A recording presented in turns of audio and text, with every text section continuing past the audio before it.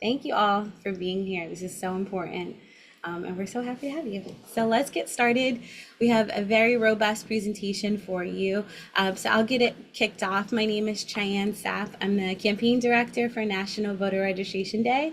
This is Laws of the Land, Voter Registration and State Guides featuring the Fair Election Center.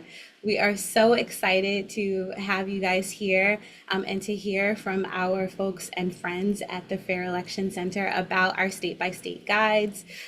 We implore you to make sure that you're using the guides as a resource, but definitely consult your local Board of Elections chapters and offices for the most up-to-date information.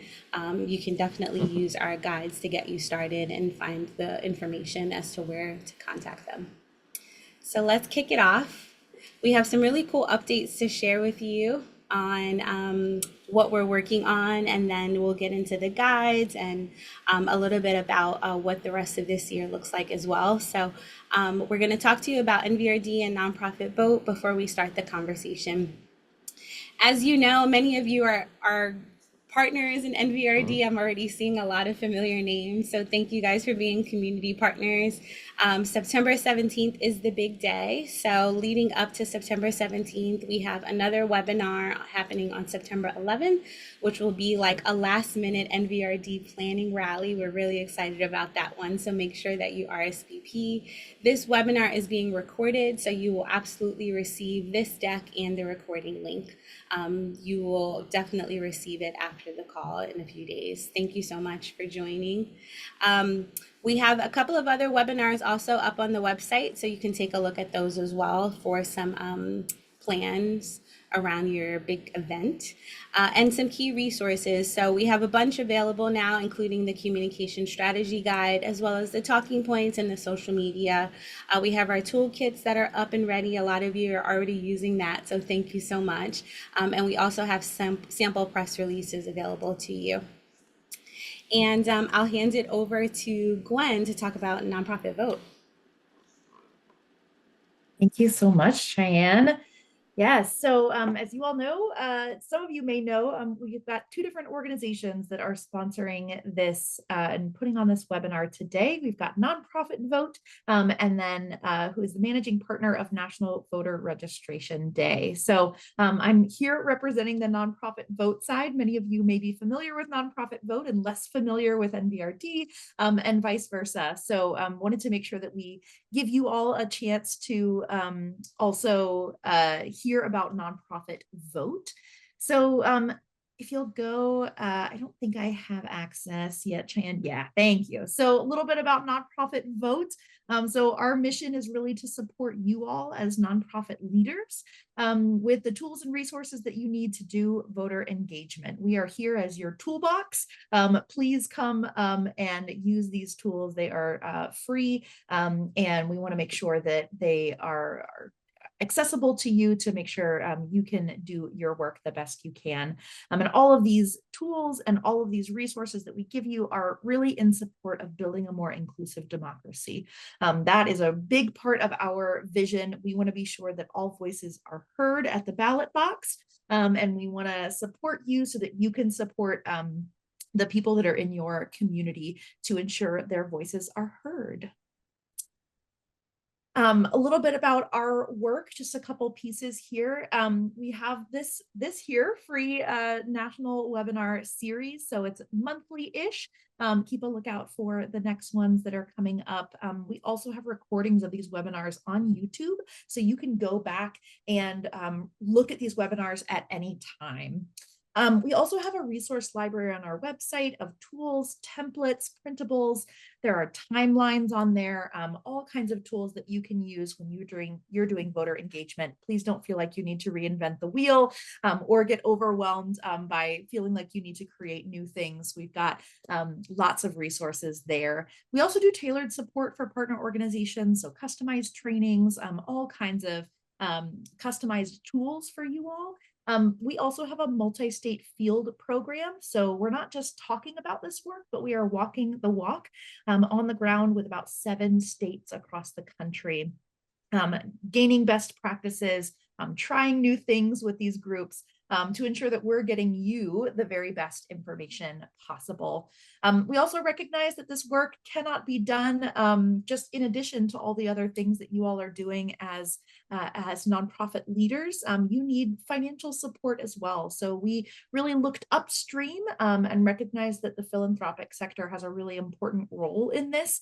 And so we've got an initiative called the Philanthropy for Voter Engagement Initiative, and we're working to educate and resource the philanthropic sector so that they know that they can support you all as 501c3s in doing this necessary and legal voter engagement work. And then we are the lead partner for National Voter Registration Day. So I'm hoping that you all have your calendars set and the date saved of September 17th. We look forward to seeing all the pictures and hearing all about the things that you're doing that day and beyond. So I'm an organizer. I come from a community organizing background, so I can't leave my talks without giving you a call to action. If you want more information about these tools, especially year round, a lot of you are here for National Voter Registration Day, and that is wonderful. And please do all of the National Voter Registration Day things. But know that voter registration is just a piece of the process. We also need to get people to the polls on November 5th this year. So, and beyond. So we are here to also support you in your GOTV efforts, your get out the vote efforts, and beyond that as well in the planning process. So NVRD is this one day, wonderful day that we get to celebrate and all the planning that goes into that. But we're here to also support you year round. So please follow that. We'll also put the link in the chat and that will put you on the list so you can get all of those wonderful resources. Thanks so much, Cheyenne. I think I'm passing it back to you now. Awesome. Thank you, Gwen. So we will get kicked off and invite Michelle Kanter Cohen, the Policy Director and Senior Counsel at Fair Election Center, to talk to us about our partnership and what Fair Election Center has going on. I do want to just mention that we will be taking Q&A. After the speaker presentations, there is a Q&A box at the bottom of your screen on Zoom. So drop your questions in there, and then we'll filter those out so that we can raise them towards the end of the call and make sure those get answered. And just to reiterate, this recording will be shared with you following the call. So you will all receive a link to the recording as well as the webinar deck. So we're so excited to have our speakers to not only talk to us about the work of Fair Election Center, but also the guides that we've co-created. So I will hand it off to Michelle. Michelle, take it away. Thank you. Thanks for having me, and thank you to everyone who's joined. I'm Michelle Kanter Cohen. I'm Policy Director and Senior Counsel at Fair Election Center. And I wanted to tell you a little bit about Fair Election Center, and then and speak to the wonderful partnership that we have with nonprofit Vote for and NVRD. So Fair Election Center is a national nonpartisan voting rights and election reform organization. We're a 501c3. We are dedicated to safeguarding the future of our democracy through innovative efforts focused on voting rights and civic engagement. For nearly 2 decades, we've been using advocacy, litigation, organizing, education, and technology. So all the tools that we can muster to protect and expand the right to vote.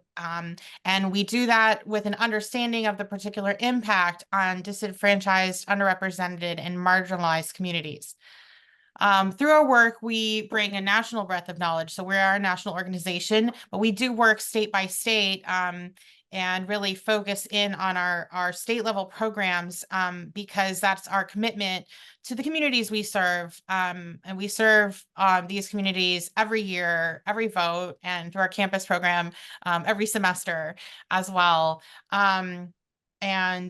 So we have actually been, as far as the registration drive guides, Fair Election Center, previously the Fair Elections Legal Network, a little bit of trivia there, has been putting together guides on voter registration drives to give folks information that they need as a starting off place so they can get going with helping people in their communities register. We've been doing that for about definitely over a decade now. But in uh, working on these, and we and Nonprofit Vote share this mission of helping nonpartisan groups and organizations help their own communities register and reach their own community. So it was a very natural partnership for us to come together and work on and update these guides now of the last several years. It's a privilege for me to work with everyone, and it's very exciting to see so many folks on the call and think about how many communities that you are all able to reach. So why do we do this work? So why help others register to vote? And many of you know this, but I want to share for those of you, especially who are newer to this work, people really trust leaders and community members within their own communities. It's so important. And local organizations are really trusted sources of information. And they and their members and their volunteers reach people who've never been asked to register. It's actually a really commonly given reason when you look at why are people not registered to vote. And a lot of times it's, I've never been asked. And so having that outreach that's direct and that is within a person's own community, whether it's their language group or where they live or their cultural community, that those connections are so important. And then, there's a lot of logistical issues too with voter registration, particularly for people who don't have driver's licenses, even though many states do have online registration.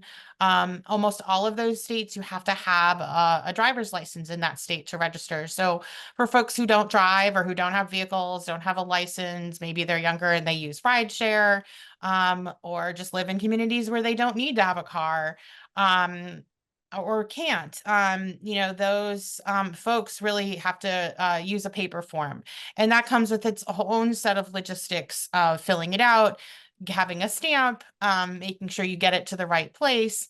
And so people who help other people register by collecting the form and handing it in are really providing a connection between the individuals that they're helping and the election official, and really providing an important resource. So I want to clarify, make sure folks know we provide information and best practices. We cannot provide legal advice as part of this presentation, regardless of any of our legal education or no. So we can't provide legal advice either in the presentation or in the guides themselves. If you do need legal advice, please contact an attorney admitted to the bar in your state. We'd also really encourage you as a best practice to meet with particularly your local election officials as you're doing this work. It's really a great practice to meet with them and to have them know your plan, and for you to stay up to date on any changes or any views they might have on the process that affect your operations. And it's just a really helpful thing and a really great way to stay up to date. We do put on the guides the date. You look at the bottom of every one, it says the date they were last updated and researched. And that's so how up to date any given guide is. There are notes on some of them that say there's legal process going on with respect to some of what is in this guide. So check back for updates.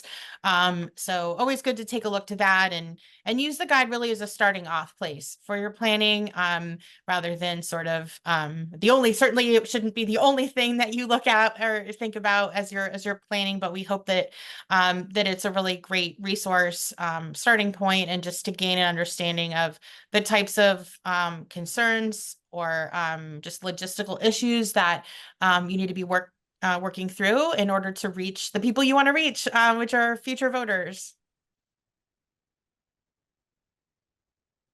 And then with that, I think unless there's anything else I should address now, I will turn it back to Cheyenne. Michelle, thank you so much and for sharing a little bit more about Fair Election Center and the awesome work that you guys do. We're so happy to always have you as a partner. And now we'll pass it to Allegra Chapman, who's an attorney and state guide expert. She helps us every year to get the guides updated along with Michelle. So I will pass it to Allegra. Thank you so much, Cheyenne and Gwen and Michelle. It's always so amazing to work with you all. I'm just trying to see how I can, let's see, oops, I went back too far. Anyway, thanks so much for everybody showing up today. I've been watching the participant numbers grow and we're already over 400. I think that's testament to the work that nonprofit Vote does. It's testament to the work that FEC does, and to everybody who gets involved in National Voter Registration Day, to all of you, right? 400 individuals, but also the organizations that you're working with and for.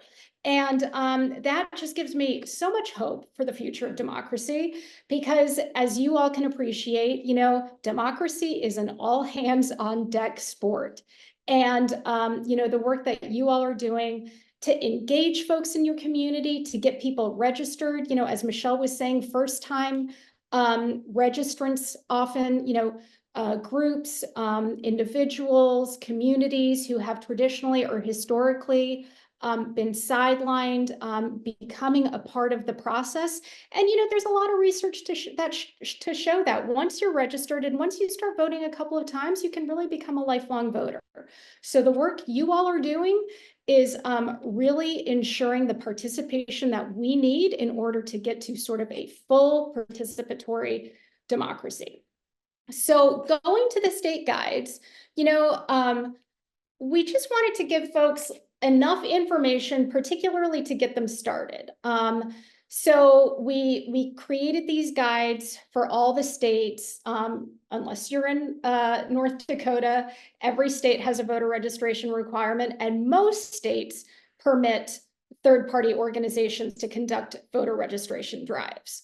And we wanted to give you information about what you need to do to get started. In some instances, most instances, you're really going to have to register or reach out to your local county official or your Secretary of State, depending on what the state requires, just to let them know, hey, we're a third-party voter registration organization. We're conducting drives. We need materials and forms. Oftentimes, they will provide you with stacks of voter registration forms, however many you may need. And sometimes they'll have training modules or just guides to kind of walk you through the process. So, you know, as your first stop, when you decide that you're going to conduct a voter registration drive, you know, we think whether the law requires it or not, we think it's probably a good idea to reach out to your local election official or administrator just to let them know your plans. Sometimes, you know, they'll even say, hey, we've got some posters for you. Can we throw them your way? I'm sure a lot of you, just given the work that you're doing on voting, democracy-related work, are already in contact you know, with elections officials. But if you're not, it's always great just to reach out and say hi. They, like you all, I think, are also at the front lines of our democracy. I think they can always sort of benefit from mutual partnership. And it's just, I think it's just good for everybody to sort of get acquainted with one another. And that can sort of be a nice starting place. So, let's see, let me just go. Some other things that I want to point out here. If you just take a look at the slide, you know, at the very top, we like to say what the registration deadline is. We'll include in there the registration deadline for everyone. And then also, you know, if there's a deadline for third-party drives as to how frequently they have to collect completed forms and then submit them to an election official or the Secretary of State's office, then we will include that deadline in there too. Again, as I mentioned, we try to detail all the notification and registration requirements you might have, any compensation requirements or restrictions. I'll talk in a little bit about some states in which there are some sort of newer restrictions in place. And then any other things that you are required to do, sometimes you have to provide a receipt to the voter. Sometimes you have to include your drive organization's information at the bottom of a voter registration form. Sometimes you're permitted to photocopy blank forms. Sometimes you're not. Sometimes you're permitted to retain information from new registrants. Sometimes you're not. So again, take a look at these forms, and I think that will get you a good head start. Okay, I'm trying to get to the next slide here. Okay, again, so why are the state-by-state guides important? Why do we do them for each individual state? Wide variation in state laws. That's no surprise when it comes to our elections in general. We've got lots of different rules. Some states offer a host of reforms. Some are very limited, as you know, and I think are trying to sort of work to get new stuff on the books. Some states have few or no restrictions. Some have a modest set of rules. Others like Texas and Florida and Arizona, as Michelle will be talking about in a little bit, have some very elaborate, sometimes Byzantine sets of rules and restrictions. So it's really a great idea to just take a look at these and see what you can and can't do. What do the guides cover? Again, we kind of went over that a little bit. Registering the driver, the person collecting a form with election officials. And again, that's a great opportunity to connect with your election official. Training rules, canvasser payment rules, which forms can be used, deadlines to turn in forms, and links to more resources. Okay, so we sort of broke this down into like the types of state rules. There are states that have a lot of rules and restrictions. Florida, that's sort of a newer example too. Texas, Georgia, New Mexico. States that have a moderate set of rules, Virginia, Maryland, California. States with few or no rules on the books. And in this instance, sometimes it really does help to talk to your election official just to see if they have a new guidebook or anything. Michigan, Pennsylvania, and Minnesota, and states that have documentary proof requirements to vote in some or all elections. Arizona is the biggie, and also Wisconsin. Okay. Michelle, do you want to take this away? We're on Arizona now. Sure. And so the first place I'm going to start is that Arizona and also Wisconsin, but particularly I'm going to focus on Arizona, is unique in that among the states we're going to talk about, because the laws as written are not specific to, like, they don't say voter registration drives. They don't, as written anyway, don't use the words or restrictions particularly so much around community voter registration. But because of the way the law is structured and the impact of the rules relating to documentary proof, it has a huge impact on working on the ground and helping people register in Arizona. And the reason for this is that Arizona has a documentary proof of citizenship and now residence requirement for state and local elections. The documentary proof of citizenship requirement goes back more than a decade. The documentary proof of residence requirement is new. In 2013, so some history here, the Supreme Court of the United States said that the documentary proof requirements couldn't be applied to people who use the federal voter registration form. That's a form that is put out by the Election Assistance Commission under the National Voter Registration Act of 1993. It is a standardized form. There are different state instructions for each state, but none of them say that anybody needs to show documentary proof of citizenship to vote. So as a result of this, Arizona created the only what's called bifurcated voter registration system, meaning that there is a different list of people who can vote in all elections versus only in federal elections. Federal being vice president, president, and Congress. So U.S. House and U.S. Senate.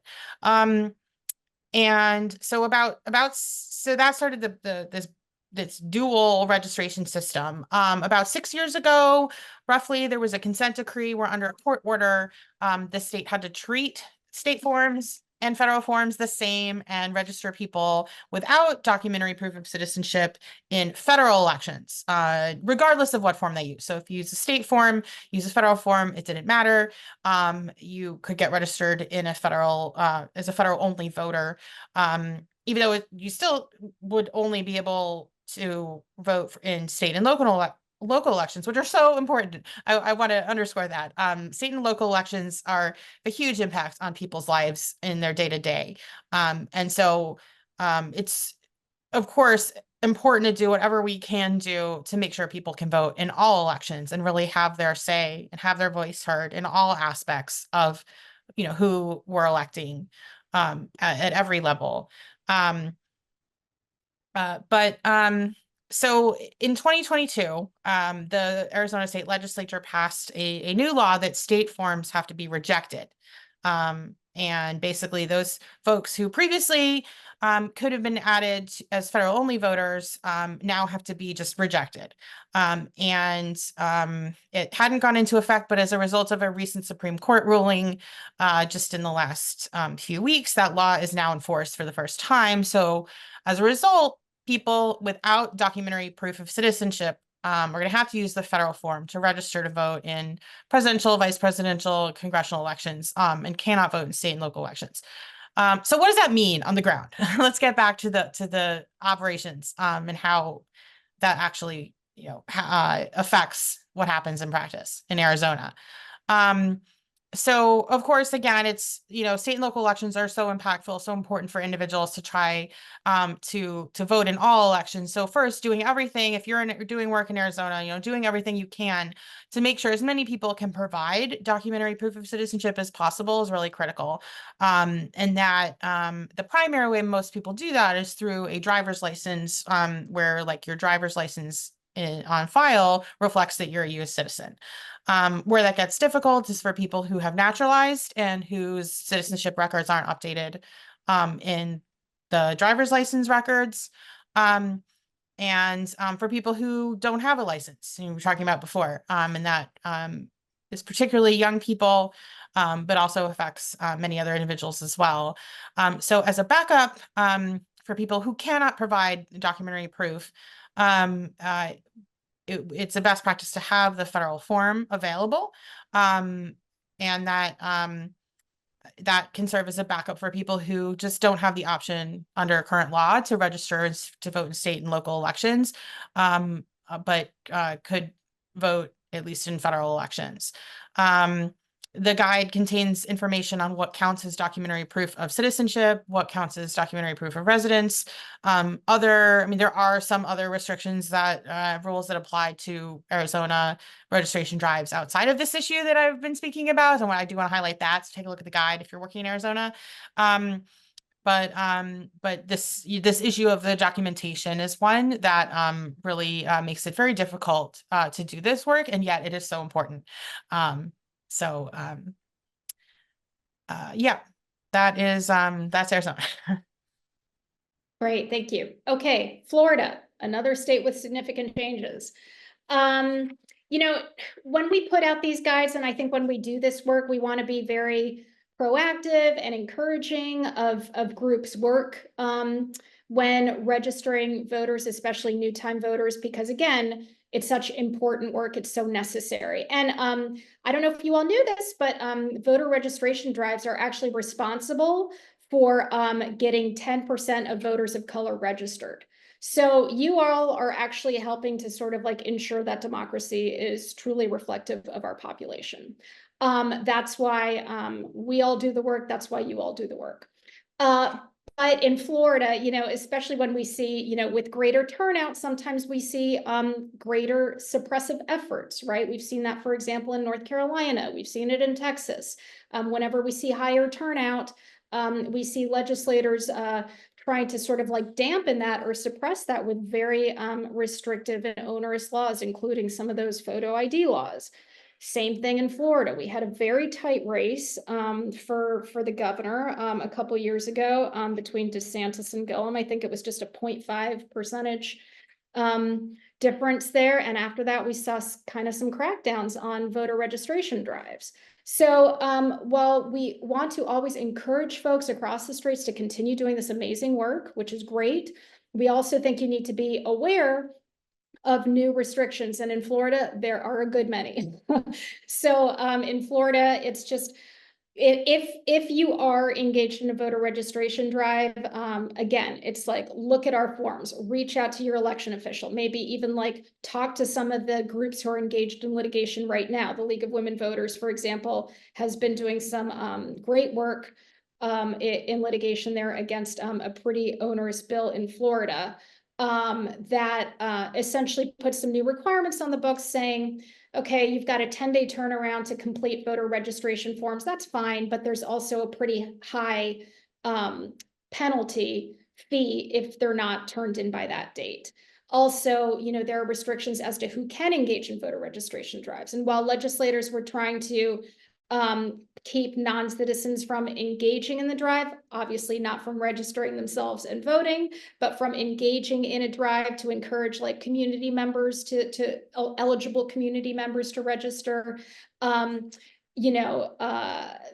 has since been changed. That has since been sort of alleviated by the court. The court said, no, non-citizens can engage in voter registration activity. But individuals with certain, and this is why you have to sort of look at the details, with certain felony records are prohibited from engaging in voter registration activity. So that, again, that puts quite an onus on groups in Florida doing these drives, because what are you going to do? Run a background check on everybody who's engaged in this? And if somebody slips through the cracks, you can be on the hook for a $50,000 fine, all the way up to $250,000 in fines, for some groups. So yes, oof, that seems frustrated. I just saw a note in the chat. That is frustrating. But again, it's like, we want you to be informed so you can make the decisions as to what to do. We want you to follow the litigation as it unfolds. Follow what the League of Women Voters is doing. Whenever there's some kind of onerous measure put into place by legislation, a bunch of great lawyers are quick, including Michelle and others, are sort of like quick at the draw to fight back against that, but you've got to stay informed and see what the current law is now. Okay, let's look at the next state. Louisiana. Michelle, you take it. Yeah, thank you. So one of the reasons that we wanted to highlight Louisiana is that, sometimes states go from not having a requirement that's particularly significant to, instituting a new requirement. And Louisiana is a place that has just added, officially as of August 1st, a requirement to register with the state or your parish if you're doing voter registration work in Louisiana. So the link to the Secretary of State website on this is in the guide. It has a lot of detail in it in terms of like forms and where to contact and things like that. So it's really just highlighting that information. And then, just knowing that things do change, and that, again, another reason to check in with your local official, county, parish, whatever, is the person, some places, town clerks in certain states. So whoever's the individual official in charge of local registration and voting, check in with them about the requirements, and particularly here, Louisiana, for folks doing work there, you should just know that there are changes that affect, what you need to do before you get going. Okay, Missouri.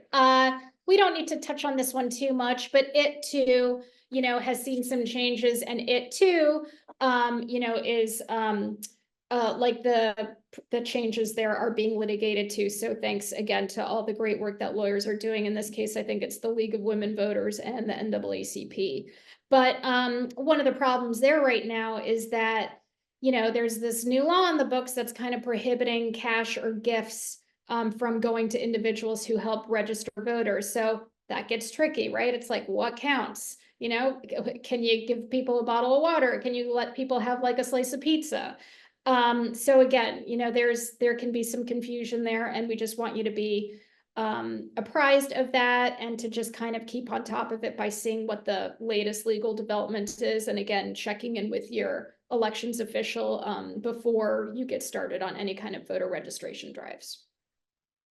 Well, thank you both so much for covering some of those like high level big changes to some of the states that we know have a lot of rules and restrictions. And as I was reading the chat, I saw, like Stina said, there are so many barriers to voter registration. But the purpose of this is really to make sure that you, as local partners, are informed. So we wanted to make sure to bring in our trusted resources and voices to make sure that you guys feel well equipped to go out and do this work, because it's very important that you educate yourselves, but also that you have the information. So since we only covered a few of the states, the ones that are, like, I guess, highly contentious, we also wanted to give you guys an opportunity to ask questions. So I see the Q&A chat is starting to, like, tick up, which is great. So please continue to drop your questions into the Q&A box, and Gwen is going to start to pick a few to answer now. So if you have questions about your state that we can pull from the state guide and answer, again, we're not giving any legal advice on this call. If you have any questions specifically about your state that we can answer from the state guide, we're happy to. So I'll hand it to Gwen to take it from there. Thank you so much, Cheyenne. We have a lot of questions, so thank you all for being so engaged. We're going to start out with one here that I know is relevant to several states, but it's a question about voter purging and removing folks from the voter rolls. So they said someone told me that people who think they're registered might not have been if they haven't voted in a while. So I wanted to throw that out there for either of you. I know some folks, in some states you need to re-register every year because you might be removed from the roll. So either of you want to take that one? I can take that. Sure. In most states, you should be staying on the rolls until you've gone through a process where you've gotten a notice and had a chance to respond to it. But there are some states that don't have which states are covered by the National Voter Registration Act. It's like 44 out of 50. If you're in the 6 that are not, that every year thing could affect you. But just more broadly, to step back for a second, there are list maintenance processes that election officials go through to maintain the voter roll, and particularly if you haven't voted in a while and your mail isn't particularly reliable, or you don't see the notice that you get and you miss it, it is possible that you could be removed. So it's we always advise always suggest that people check your registration. Most states have a lookup, or you can call your election official and give them your information and have them look you up, and just make sure that your registration is current at your address where you currently reside. One thing that you could work into your process, depending on if you're an organization helping people register, you can work into your process helping people check if they're registered. That can be an option. It really it kind of depends on your logistics and your technology and kind of how your program is organized, but certainly encouraging voters to check to make sure that they're registered and that they're up to date is a great thing for everyone. Thank you so much, Michelle. Yeah, that you don't necessarily have to ask people if they are registered, right? We know kind of the best practice language is, have you updated your registration, since you last moved, or do you want to check your registration? That can be a really great thing to do.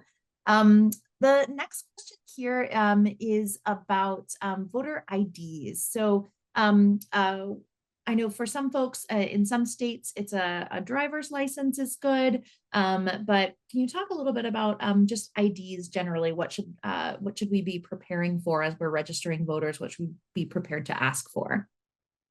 Specifically for voter registration. So in most states, you put someone, if they have a driver's license from that state, they should put that in most states. There are a couple that require your full social security number. Look at the state form in each state, or the state instructions for the federal form for that state. It will say, this is the type of ID number that needs to go on the form. But in most states, it's sort of like a hierarchy. Like if you have a driver's license, you should use that from that state. But if you don't, you use the last 4 digits of your social security number. And if you don't have either of those things, this is important. The person should check the box that says they don't have either of those things. If you just leave it blank, then it's an incomplete form. So don't leave it blank. Either, someone should have their driver's license number in there or their last 4 digits, or check the box that they don't have either. And that's the form of registration ID almost everywhere. And then the only thing I'll tack on to that is, yeah, that's the process for registration, but I think a lot of you are doing GOTV efforts too.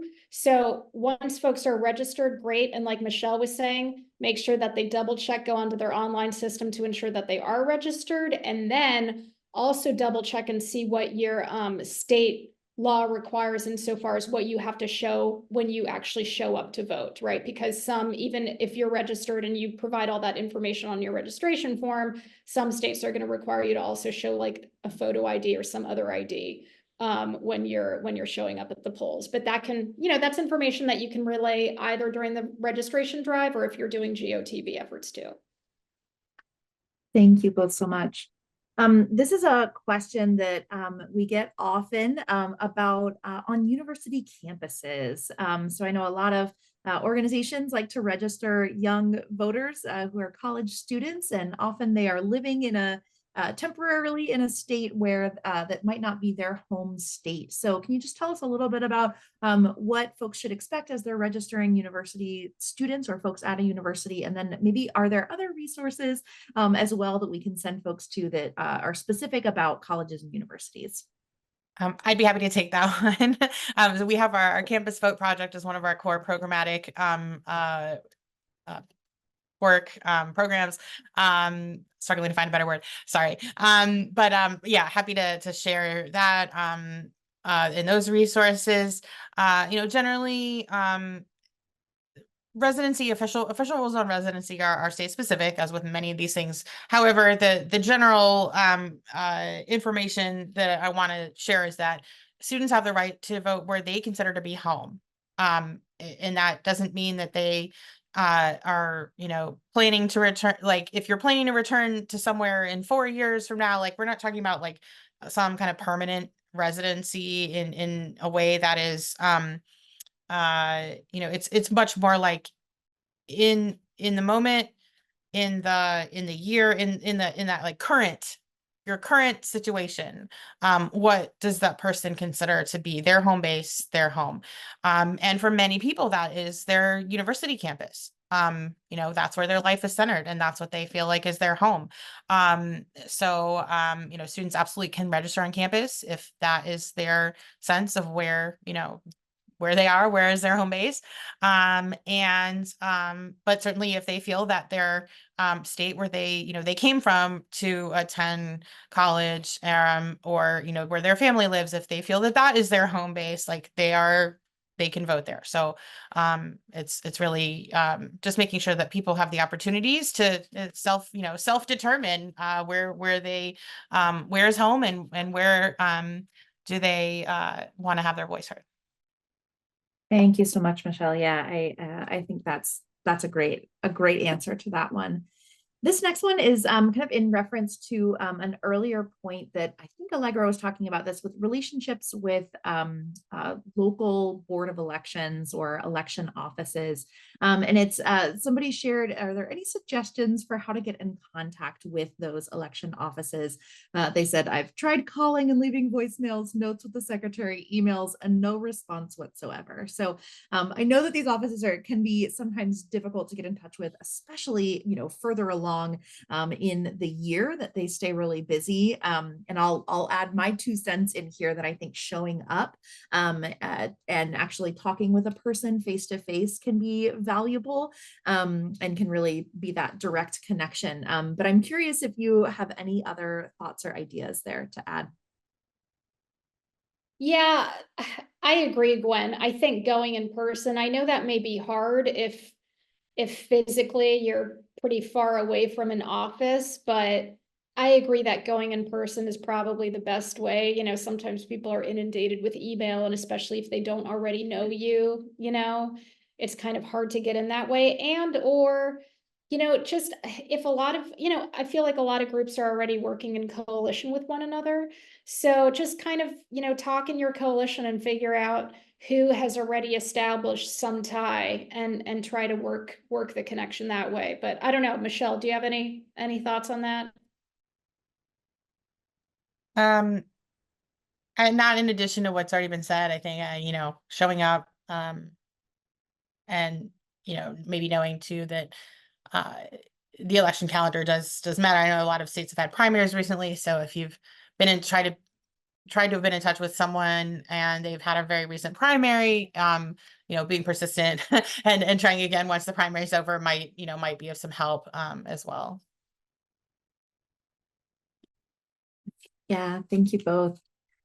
This next question is around, is there an easy way to register homeless people? And I think a lot of times there's questions about address and kind of what you can count as an address. And so, yeah, I wondered if you all could speak to that for folks who are maybe transient or don't have that consistent address.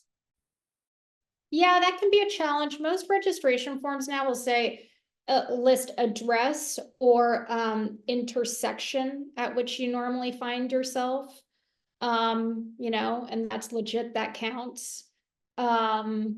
But I agree that is a challenge because you're also going to try to figure out, like, if you're specifically looking to do a drive to encourage, homeless persons to register and vote, you might want to contact, I know there's the national, I think I'm butchering this, but it's something like the National Homelessness Coalition. And they actually have some really good online resources, but also it might just Google it. I know I'm getting it wrong. It might be the National Coalition for Homelessness.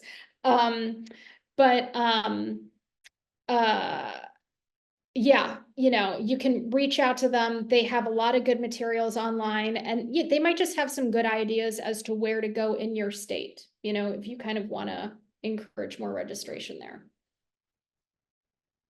Absolutely. It's the National Coalition for the Homeless, and they have a campaign called "You Don't Need a Home to Vote." There you go.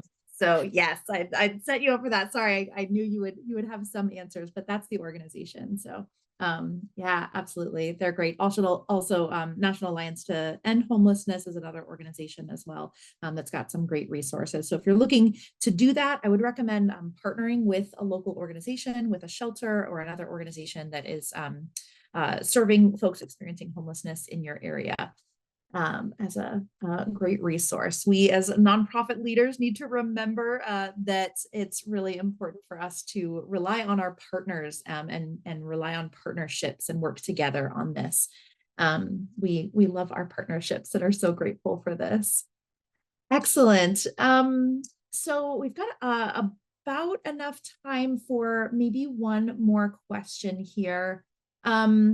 So one of the questions that I'm seeing, and this is maybe related to, could pull a couple different things in here. So we know that there is a federal registration form. And I think I heard you speak to that a couple of times, but we just had a question there about, is there a best practice around just using that form, or is it best to use the state form when possible? I can take that one. So the federal form is accepted in most states, and this is reflected again in the guides. Take a look for your state. There are a handful of states that don't do third-party registration. Those are states that are not required to take the federal form because they're not covered by the National Voter Registration Act. But that's a very limited number of states. So almost every state is required to take the federal form. Some state officials prefer state forms, but that doesn't mean that you can't use the federal form. And the federal form can be particularly helpful if you're doing, let's say you're doing registration at a music festival and it draws people from multiple states. The federal form can be a really great resource there, simply because it may be impractical to have all the state forms with you at a place that's drawing a lot of people. If you're doing something in a regional event, that covers multiple states of some other kind.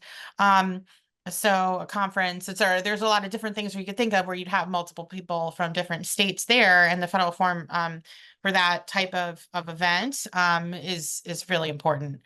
Again, check with your local officials as far as how to implement rules in states that have receipt requirements and things like that. Different state officials and depending on what the rule is in different states, that's a really helpful type of practice where it's a great idea to connect with your local official on what their expectations are. Absolutely. Great. Thank you both so much. I think just to wrap a few things together here that we've heard today, I think building relationship with your local election officials is definitely an important one. And also use these guides. Know that there are very state specific resources. And so that's why we have this. So make sure that you're looking at things for your particular state. And there are so many other resources out there. And we will always point to our partners. Speaking of partnerships, we often can be a hub for that, for information, and we will definitely refer you out to partners as needed. So thank you so much, Allegra and Michelle, for that, taking that rapid fire of questions that we had at you here. So super grateful for your time and expertise here and sharing all of that. I'm going to pass it back to Cheyenne now to wrap us up and bring us home. Thank you so much, Gwen, Michelle, Allegra. Thank you so much for your partnership. We are so happy to work with you guys every single year as one of our trusted voices. We are seeing so much in the chat, like the guys are super helpful and very informational and well thought out. So I think that is a really good sign. So thank you guys. For our local partners that are on this call, if you're already signed up for NVRD, you should be receiving your materials any day now if you haven't already. The deadline to sign up is September 3rd, so we're almost there. And of course, Nonprofit Vote is your go-to resource for all things voting, all things education around voting. So make sure that you consult Nonprofit Vote all throughout the year, especially after we finish NVRD on September 17th. So with that, we thank you. Please make sure to attend our last webinar, which is on September 11th, commemorating the day, but also celebrating democracy and a last push for NVRD. So we will see you there. And thank you again to our panelists for joining us. We're so happy that you were able to participate. Thank you guys so much, and we'll see you in 2 or 3 weeks. Almost there. Thank you guys.